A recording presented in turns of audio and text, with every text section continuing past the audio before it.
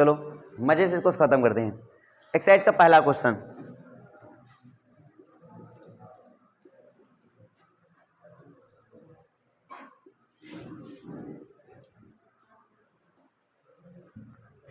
क्या दिया मैंने, 2x माइनस 1 का होल स्क्वायर प्लस, अच्छा एक बात याद रखो, स्क्वायर लग जाए ना तो कुछ चीज़ें थोड़ी आसान होने वाली हैं। स्क्वायर नहीं है थोड़ा सोचने वाली बात है, लेकिन एक स्क्वायर है तो ज़्यादा सोचने वाली बात नहीं है। क्यों नहीं है, ध्यान समझते हैं इस बात को, इस बात को समझते हैं।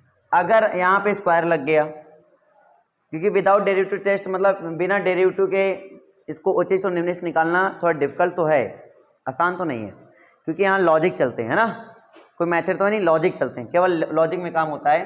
तो हम एक बात समझ गए कि 2x माइनस 1 का होल स्क्वायर है और इधर है प्लस का 3। अब ये भी एक प्लस में है, ये भी एक प्लस में है, बात समझना। 3 में कोई चेंजेस हो नहीं सकता, चाहे x का कोई भी मान रखो, क्या 3 में कोई चेंज होगा, क्या नहीं होगा। मतलब x का दुनिया का कोई भी वैल्यू मैं रख दूंगा, 3 में तो कोई चेंज होने वाला नहीं है। लेकिन यह तो हो रहा है कहीं ना कहीं, वो कहाँ है, 2x माइनस 1 में। यानी जो भी निर्धारण होगा निम्निष्ट या उच्चिष्ट का, वो कौन करेगा, 2x माइनस 1 करेगा। समझ आ रही है, क्योंकि तो जोड़ने का काम कर रहा है, 3 तो चेंज होगा नहीं x के चेंज होने पर। अगर मैं कोई x का मान रखूंगा तो 3 में तो उसका असर आएगा नहीं, उसका असर किस में रहेगा, 2x माइनस 1 का होल स्क्वायर में रहेगा। इसका मतलब ये हुआ, चीज़ों को ध्यान दीजिए बेटा, एकदम सिंपल है। इसका मतलब ये हुआ कि अब इसके बारे में मुझे सोचना है, इसमें सबसे छोटी वैल्यू जो होगी वो इसकी छोटी वैल्यू देगी, जो इसकी बड़ी वैल्यू होगी वो इसकी बड़ी वैल्यू देगी। अगर होगी तो, नहीं होगी तो बोलेंगे डज नॉट एग्जिस्ट। क्या बोल देंगे, डज नॉट एग्जिस्ट। अगर नहीं मिलेगी तो तुम ये बताओ, ये पॉजिटिव वैल्यू देगा, कंफर्म है, किस पॉइंट में सबसे छोटा वैल्यू देगा, x बराबर 1/2, x बराबर 1/2 पर सबसे छोटी वैल्यू देगा। और पॉजिटिव में सबसे छोटा क्या होता है यहाँ पर, जब पॉजिटिव सबसे छोटा क्या आएगा, 0। 0 छोटा यहाँ पे नहीं हो सकता, इस वाले वैल्यू में 0 छोटा यहाँ पे नहीं हो सकता, 0 ही सबसे छोटा है। तो 0 कब आएगा, जब मैं x बराबर क्या रख दूँ, 1/2 रख दूँ। तो इसका मतलब हुआ x बराबर 1/2 पे क्या हो जाएगा, 0। इसका मतलब सबसे छोटा ये मिल गया 0। अब ये तो वही रहेगा, इधर जो कुछ रह जाए, तो 0 + 3 करेंगे क्या आएगा। इसका मतलब हुआ कि f मिनिमम मुझे मिल गया, कितना मिल गया बेटा, 3 मिल गया। किस पॉइंट पे मिला, एट x = 1/2 पे मिला। अब बात करते हैं उच्चिष्ट की। अगर तुम इधर उच्चिष्ट ढूंढ ले गए तो इधर 3 जोड़ देना, उसमें मिल जाएगी कहानी। तुम मुझे बताओ क्या इसका कोई उच्चिष्ट मान है क्या, सोचो, क्या इसका कोई उच्चिष्ट मान है क्या, नहीं है। तो इसका कोई उच्चिष्ट मान नहीं है, क्यों नहीं है, रीजन। तो सबसे पहला काम, ऐसे फंक्शन का आप क्या निकालेंगे, ऐसे फंक्शन का आप रेंज निकालेंगे। क्या निकालेंगे, रेंज। डोमेन क्या है, डोमेन तो बहुत बड़ा है, बस रेंज पता करो। तो डोमेन है बेटा क्या, डोमेन है पूरा रियल नंबर। डोमेन क्या है, पूरा रियल नंबर। देखो तरीका सिखा रहा हूँ, एकदम जेन्युइन तरीका है ये, इससे अच्छा तरीका है ही नहीं समझने के लिए। अब तुम सोचो, x में अगर मैं 2 से मल्टीप्लाई कर दूं तो इन्फिनिटी में कोई दिक्कत तो होगी नहीं यार, अरे बोलो। अगर मैं 1 माइनस भी कर दूं तो भी कोई दिक्कत नहीं होगी। इन्फिनिटी में क्या घटा रहे हो, कोई फर्क पड़ नहीं पड़ेगा, इन्फिनिटी को कुछ फर्क ही नहीं पड़ेगा। बात समझ आ गया, ठीक है। अगर लेकिन जैसे ही हम स्क्वायर इसका क्या कर देंगे, होल स्क्वायर कर देंगे, इम्पैक्ट पड़ेगा। इधर से समझो, एकदम जेन्युइन तरीका है, इसको अच्छे से समझो, क्लियर हो जाएगा। जब भी स्क्वायर करोगे सारे माइनस वाले कहाँ चले जाएंगे, प्लस में। माइनस का पार्टी पूरा खत्म हो जाएगा, नहीं खत्म हो जाएगा, 0 के स्क्वायर 0 होगा, लेकिन इधर वाले जितने भी स्क्वायर करोगे सारे प्लस में चले जाएंगे। माइनस का पूरा काम ही खत्म, खेल खत्म माइनस का। इसका मतलब ये हुआ, यहाँ से स्टार्ट होगी 0 के एंट्री और सबसे लोएस्ट मिलेगा 0 और मैक्सिमम कितना हो जाएगा, इन्फिनिटी। मतलब जैसे मैं स्क्वायर करूंगा तो ये हो जाएगा 0 कन्वर्ट हो जाएगा। स्क्वायर करते ही इधर वाला पोर्शन क्या हो जाएगा, 0। इधर हमेशा मिनिमम, इधर हमेशा मैक्सिमम वैल्यू होती है। इधर हो जाएगा 0 और इधर हो जाएगा 2x - 1 का होल स्क्वायर, उधर हो जाएगा इन्फिनिटी। अब इन्फिनिटी स्क्वायर मत लिख देना, इन्फिनिटी, सिंपल सी बात। बोलो बात समझ में आ गई, ठीक। अब तुम सोचो, इसकी सबसे छोटी वैल्यू क्या है, इसकी सबसे बड़ी वैल्यू क्या है, इन्फिनिटी। इन्फिनिटी मतलब डज नॉट एग्जिस्ट, इधर से डज नॉट एग्जिस्ट है। अब इधर 0 बिलोंग करेगा कि नहीं बिलोंग करेगा, करेगा, इसलिए इधर क्या लगाएंगे, इक्वल लगाएंगे। क्या लगाएंगे, इक्वल। अभी मत, हाँ इंटरवल, अच्छा ये ठीक है, इधर लगेगा इक्वल, लेकिन इधर नहीं लगेगा, इन्फिनिटी रियल नंबर में हिस्सा नहीं होती है, लेकिन जीरो इसके अंदर अब आ गया, नहीं आ गया, आ गया, इसलिए लगेगा क्या, इक्वल। ठीक है, इधर से हो गया डज नॉट एग्जिस्ट, ये पॉइंट समझना है बेटा। अब इधर से एग्जिस्ट हो रहा है और सबसे मिनिमम वैल्यू क्या मिल रही मुझे, जीरो मिल रही। अगर इक्वल ना लगता ना तो मिनिमम भी डज नॉट एग्जिस्ट हो जाता फिर, लेकिन इक्वल लगा होने के कारण मुझे मिलेगा। ठीक है, लेकिन मुझे इसमें क्या ऐड है बेटा, इसमें 3 ऐड है, क्या ऐड है 3, तो हम चले गए 3 में, तो 0 + 3 किया हमने।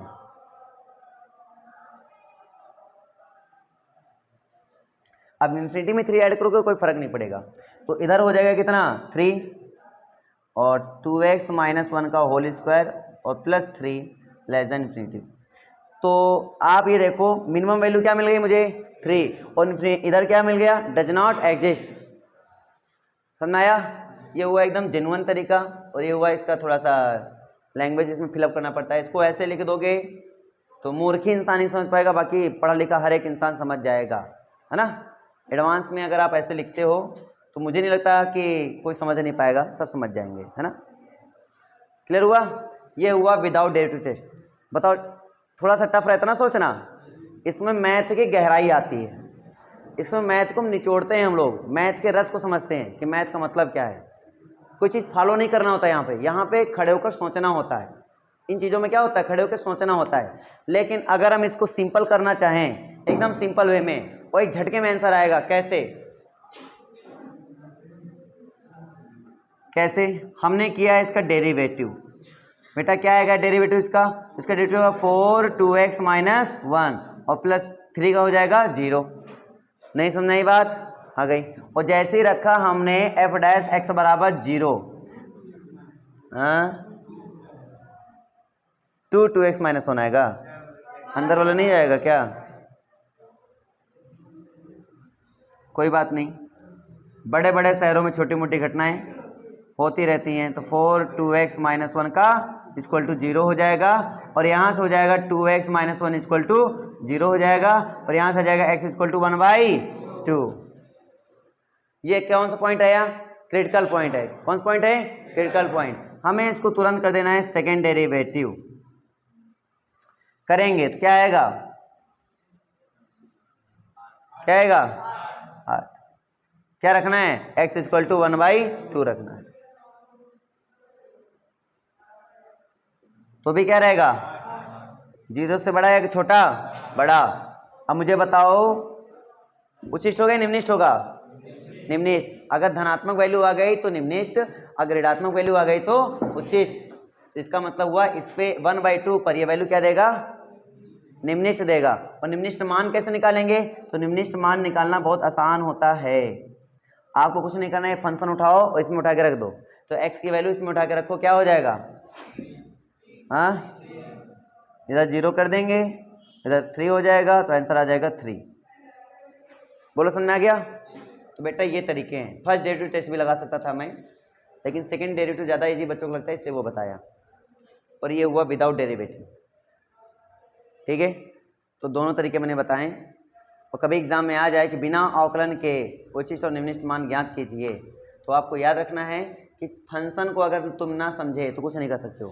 तो आपको ऐसा कोशिश करना है कि जैसे फंक्शन में हमने तुम्हें रेंज निकालना सिखाया होगा। क्या सिखाया मैंने, रेंज निकालना। तो याद रखो अगर रेंज निकाल ले जाते हो किसी भी फंक्शन का, तो निम्निष्ट और उच्चिष्ट बताना बड़ा आसान हो जाता है, ठीक है। अगर रेंज निकाल ले जाते हो, तो रेंज नहीं निकाल पाते हो तो फंक्शन को फील करो कि हम इसमें अब क्या क्या करें, क्योंकि वो कोई क्वेश्चन सेम नहीं करते हैं, इसका पैटर्न चेंज होता रहता है अकॉर्डिंग टू क्वेश्चन। जैसे कि रेंज में, वैसे यहाँ। तो फंक्शन को फील करो पहले, तभी मजा आएगा। चलिए भाई नोट करिए, या अगर ग्राफ आता है तो उसका ग्राफ बना दो, तुरंत वैल्यू पता चल जाएगा निम्निष्ट और उच्चिष्ट। कोई तुमसे ये बोले कि इन्फिनिटी का स्क्वायर 0 आया, तो कह दो ना 0 नहीं आया।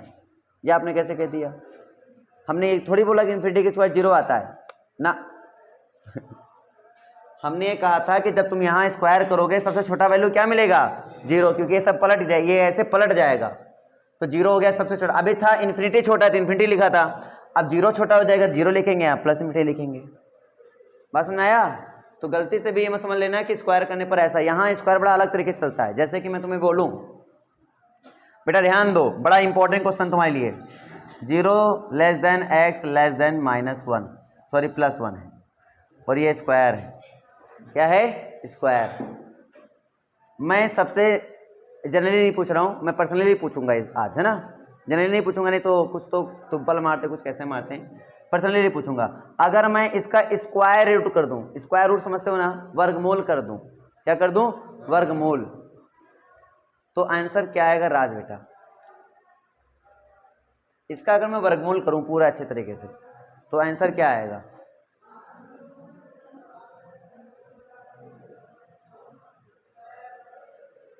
हाँ वर्गमूल तो आता है ना, अब कोई बड़ी संख्या में लिखी नहीं, वर्गमूल नहीं कर पाओगे, आराम से कर लोगे। बताओ तुम बताओ, थोड़ा क्लियरली बोलो। अच्छा ये वाला निशान लगाएंगे, फिर ये वाला लिखेंगे, भैया लिखेंगे, भैया +1, ये तुम्हारा आंसर। तुम बताओ, सोचो, तुम बताओ। नहीं पता, थोड़ा मेहनत करो मैथ्स में। तुम बताओ। हाँ तुम बताओ।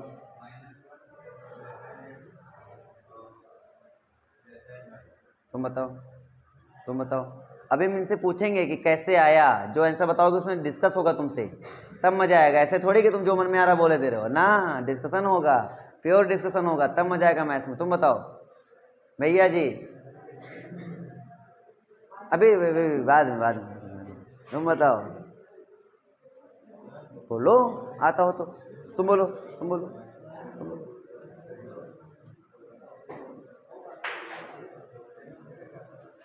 चलो, तो 3 बच्चों ने आंसर बताए और अकस्मात ही बताया, लेकिन सही बताया। समस्या ये नहीं कि सही बताया, हमने हमेशा बोला मैथ में। तो तुम लोग बताओ मैथ्स में क्या इंपॉर्टेंट है। क्वेश्चन लग जाए इंपॉर्टेंट है, क्वेश्चन लग जाए इंपॉर्टेंट है, क्वेश्चन पूरा समझ में आ जाए तब लगे तब इंपॉर्टेंट है। कभी कभी क्या होता है ना, क्वेश्चन लगा तो लेते हैं, ऐसा मिल भी जाता है, लेकिन फिर भी सोचा करते आया कैसे अब ये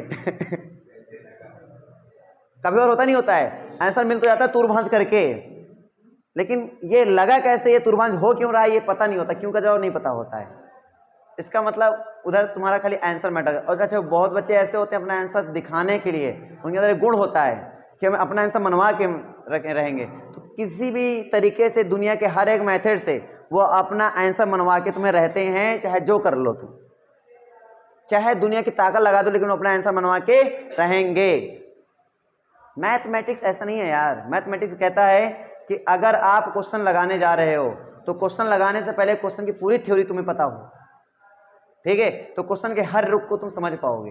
सपोज करिए आप जंग लड़ने के लिए चले जाते हो, जंग लड़ने से पहले आपको रणनीति कुछ पता ही नहीं, आपको कुछ सिखाया ही नहीं गया, आपने कुछ उसके बारे में सीखा ही नहीं, तो आपको पता ही नहीं चलेगा कि सामने वाला हमारे लिए कौन सा चक्रव्यूह रच रहा है। अगर आपने पहले से ज्ञान अर्जन कर रखा है तो आपको पता होगा कि हाँ इन्होंने ये चक्रव्यूह रचा, इसमें हमें ऐसे इसका तोड़ है। किसी का तोड़ ढूंढना है तो पहले उसकी थ्योरी पढ़ो, हर एक क्वेश्चन की उसके पहले क्या पढ़ो, थ्योरी। ये नंबर लाइन की थ्योरी है। किसकी थ्योरी है, नंबर लाइन की। और नंबर लाइन के थ्रू मैंने तुम लोगों को कई बार बताया है कि क्या चीजें होती हैं, थ्योरी कई बार बताया। लेकिन समस्या क्या आती है कि मैं बताता हूं और तुम सुनते हो, बस इतना अंतर होता है। हम बता के निकल गए, तुम बोलो इनकी ऐसी तैसी, भाड़ में जान दो। टीचर तो वैसे भी पैर की जूती बन जाता है तुम्हारे लोग की ना। जहां तुम कोचिंग से बाहर निकले तो टीचर को पढ़ाने लगो, इनका कुछ आवत रहा, इनसे अच्छा तो हम हुई तरह हम बता देते। तो ये जो शब्द होते हैं बताते हैं कि बेटा कि तुम सच में बता सकते हो तुम समझो मेरी बात को। जिस दिन आप हकीकत में पढ़ाई करोगे, जैसे कि बच्चों से मैं बोल रहा हूँ अरे यार पढ़ लेंगे, मतलब पढ़ लेंगे और अच्छे से क्लियर कर लेंगे, दोनों में अंतर है। समझ आ रहा है, पढ़ लेंगे और अच्छे से क्लियर करने में दोनों में क्या है, अंतर। हम बोलते हैं गाइड तुम्हें दे देते हैं, तुम क्वेश्चन लगा लो, एनसीईआरटी हर जगह सोल्यूशन उपलब्ध है, कर लो जाके, फायदा क्या मिला। आंसर कॉपी में रखा है, फिर एग्जाम में तुम नंबर नहीं ला सकते। लेकिन अगर जिस दिन तुम अच्छे से मैथ को पढ़ लिए ना, जिस दिन तुम अच्छे से मैथ को पढ़ लिए, विश्वास मानिए क्वेश्चन पेपर तुम्हें नॉर्मल लगेगा, तुम्हें डिफिकल्ट कभी लग ही नहीं सकता। अगर क्वेश्चन पेपर देख के तुम्हें डिफिकल्ट के अंदर से फीलिंग आ रही, इसका मतलब ये हुआ कि तुमने मैथ्स अभी नहीं सीखा है। तो मैं जो बता रहा हूँ उसको समझो। कुछ ना कुछ ऐसा है जो हमने पढ़ा जरूर है लेकिन हमें पता नहीं है, यही हकीकत है, और यही हकीकत के कारण तुम्हारा जो रिजल्ट आता है वो गड़बड़ हो जाता है। टेस्ट लेता हूँ, मैथ्स में नंबर कम आते, रीजन, क्योंकि थ्योरी तो हमने पढ़ी लेकिन उसको गहराई से नहीं पढ़ी, ऊपर ऊपर पढ़ लिया, सर ने बताया हमने सुन लिया बस छोड़ दिया, हमने सोचा नहीं। जब तक किसी थ्योरी को अंदर से सोचा ना जाए तब तक उसकी गहराई का अंदाजा मुझे नहीं होता है। सागर को देख के उसकी गहराई का अंदाजा लगा लोगे क्या? आप लोग वही करते रहते हो, उसको देख कर उसकी गहराई का अंदाजा लगाया करते हो कि इतना गहरा होगा। नहीं लगा सकते, कभी नहीं लगा सकते। चलो आते हैं इसमें, हमारे दादू साहब बताएंगे कि यहाँ पे क्या कहानी हो रही है। हाँ,